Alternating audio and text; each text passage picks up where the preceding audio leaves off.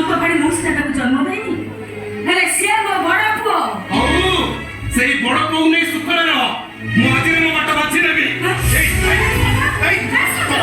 ତୋ ବାଟ ବାଛି ମାନେ ଏମିତି ଗୋଟେ ବ୍ୟର୍ଥ ଜୀବନ ମୋ ଦରକାର ନାହିଁ। ମୁଁ ଆତ୍ମହତ୍ୟା କରିଦେବି।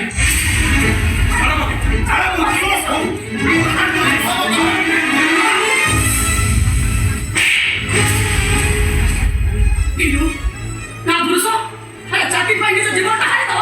ছি ছি ছি মরে যাও সে। তো ঘরের অবস্থা বড় ভাইয়ের স্থিতি নবুঝে 10 লক্ষ টাকা পাই জিত করে সেভাবে পুয়া মরে এসে ভাবছে।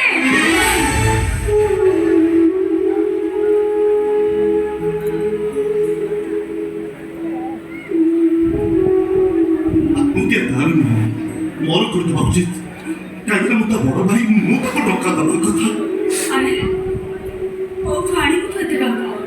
ସାରା ପରିବାରଟା ତ ତୋରି କାନ୍ଧରେ। ଝିଅଟିଏ ପାଠ ପଢିବ, ବାହା ହବ, ଆଉ ଆମେ ସମସ୍ତେ ଖାଇ ପିଇ ଚଳିବା। ବୋହୁ ସନ୍ତତ ସେଇ ଖାଇବା ବଞ୍ଚିବା କଥା ହିଁ କହୁଛନ୍ତି।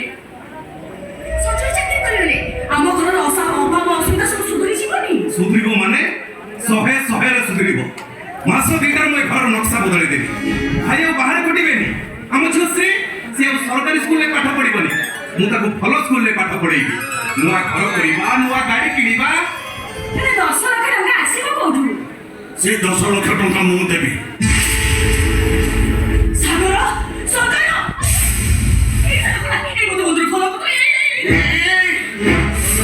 আরাম চলো তুমি মামাকে চলে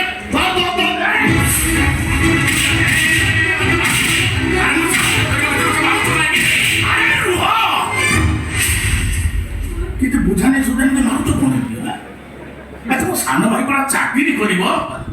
ତମ ସହିତ ଆମର କିଛି ସମ୍ପର୍କ ନାହିଁ। ତମେ ଆମକୁ ଏତେ ଟଙ୍କା ଦବ କଣ ପାଇଁ? କଣ ପାଇଁ ଦେବି? ମାମା ପାଇଁ ଦେବି।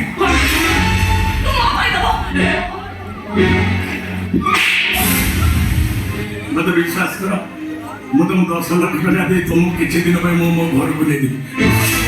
ଭାଇ ଏ ଅଭଦ୍ରଟା ଟଙ୍କା ଦେଇ ଭାଉଜକୁ କିଣି ନେବାକୁ ବସିଲାଣି। ଚାହିଁଛ କଣ?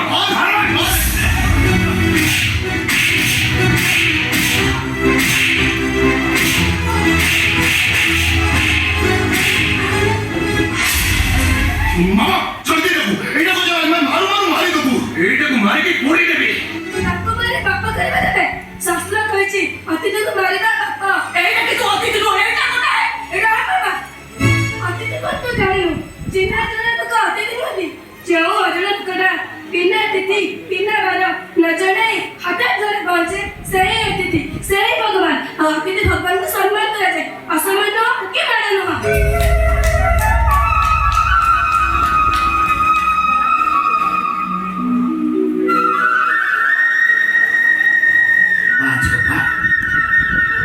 बढ़िया कथा बोध कहला। जो बुद्धिटा तुम परिवार भितर कहाई नहीं, बढ़िया कथा बोध कहला। शुणी पारा तुम माने ये छोटिया छुआटा कौन कहला शुणी पार? तुम मान को साहाଯ୍य करे आसुला लोकटा मार मार तुम माने तो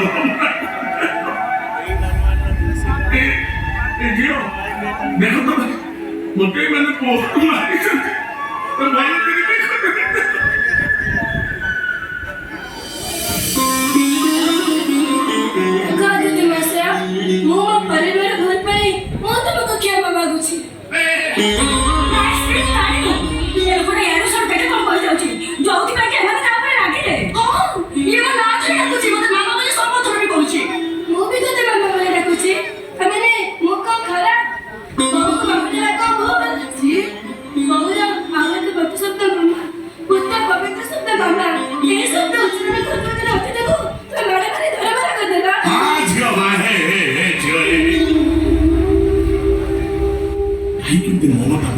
भाई मो मुंडटा तो पाद तलक टाणी कहीं तू एमती कथा कही तो उद्देश्य हाथ दीटा को जोड़ी पकाउछ तोरी कथा सुनिबा पर मोर इच्छा होची गाड़ी पानी जेव जेव तुम से मो छाती रे तुमको झापड़ी धरिबा तुम पाद तले न मही सोई दिबा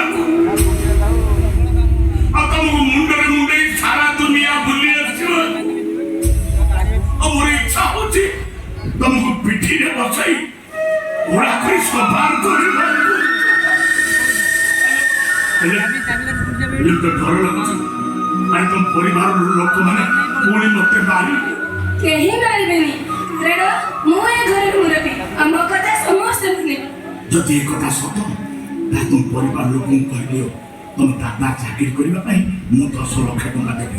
ଆଉ ତା ବିନିମୟରେ କିଛି ଦିନ ପାଇଁ ତମ ମାମାକୁ ମୋ ସାଙ୍ଗରେ ମୋ ଘରକୁ ନେଇଯିବ। ଏଥିରେ ତମର ଲାଭ କଣ? ଲାଭ ନୁହଁ, ବରଂ କୁହ ମୋ ଭାଗ୍ୟ ବଦଳିଯିବ। ଭାଗ୍ୟ ବଦଳାଇବା ପାଇଁ ଲଟେରୀ କିଣାଯାଏ, ପର ସ୍ତ୍ରୀ କି କିଣାଯାଏନି। ଆମେ କୁହ ବହୁ ବିକ୍ରି କରିଦେବୁ। ଏ କଥା ତମେ ଭାବି ପାରିଲ କେମିତି? ଏଥିରେ ତମର ଲାଭ। ତମ ସାନ ପୁଅ ଚାକିରି କରିବ, ତମ ଘରର ଭାଗ୍ୟ ବଦଳିଯିବ। ଏ ଟିକେ ଆଗରୁ ତମ ସାନ ପୁଅ ତମକୁ ଯୋଉ ସ୍ୱପ୍ନ ଦେଖାଉଥିଲେ, ମୁଁ ତମକୁ 10 ଲକ୍ଷ ଟଙ୍କା ଦେଲେ ତମର ସବୁ ସ୍ୱପ୍ନ ପୁରା ହେଇଯିବ। ଆମ ସ୍ୱପ୍ନ ପୂରଣ କରିବା ଛଳରେ ମୋ ସ୍ତ୍ରୀ କି ତୋ ଘରକୁ ନେଇ ତୋ ସ୍ୱପ୍ନ ତୋ ଭାଗ୍ୟ ବଦଳେଇ ଦେବୁ। ମୁଁ ମୋ କଲିଜା ବିକି ଦେଇପାରେ, ମୋ ଭାଇ ପାଇଁ ମୁଁ ନିଜେ ବିକ୍ରି ହେଇଯାଇପାରେ, ହେଲେ ମୋ ମାମାକୁ କିଛି ଦିନ ପାଇଁ ମୋ ସହିତ ମୋ ଘରକୁ ଛାଡ଼ିବନି। ଏଇଆ ତ ସନ୍ଦେହ, ତମ ମନର ସନ୍ଦେହ ମୁହଁରେ କଥା କହୁଛି। ତମେ ସନ୍ଦେହ ଘରେ ପଡ଼ି ଭୁଲି ଯାଉଛ, ମାମା ବୋଲି ପବିତ୍ର ଶବ୍ଦକୁ ଉଚ୍ଚାରଣ କରୁଥିବା ଲୋକଟା ସେ ମାମାରେ କେବେ